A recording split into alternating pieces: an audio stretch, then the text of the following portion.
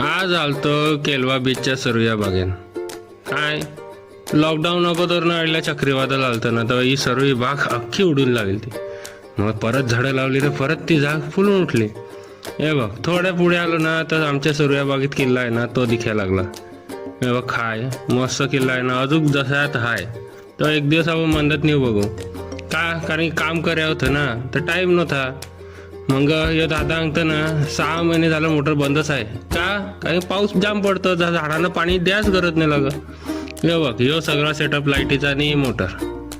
मग मी विचारात पडला, हे 6 महिने मोटर बंद ठेवतात खस आल्यान. मग देवा विचार केला, ठीक आहे सर, आता आपण आपलं काम करून निघू.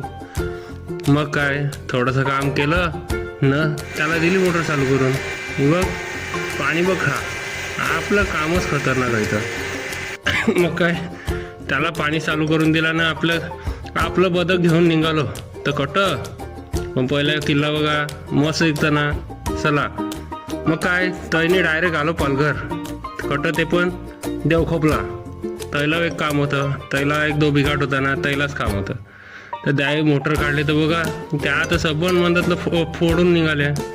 येऊ ना टँकरसाठी पाणी वापरतं, जाम पाणी आहे त्याला. पण ना मोटरी हालतच खराब झाली ती. मी बोलला, दादा रिपेअर करू नको, नवीनच मोटर घेऊन टाक. नवीन मोटर एवढाच खर्च तुला रिपेअरला जाण. तो सांगतं ठीक आहे, शेटला हांगतं ना हांगतं. मग त्यांनी थेट आला केलव्यात बघा ना, आईला एक सापनं त्या कपडे हिरून गेलता, ऑटोच टाकून गेला. बघ मग काय ती काढली, तसं काम केलं न निघालो. कटच आहे तर आता काय रे, पुढच्या महिन्यात गणपती हात आपल्या घरात, तिला गणपती भयतात. मग त्याला बोलला, दादाला एक मस्त छानपैकी सुंदर मूर्ती दाखव.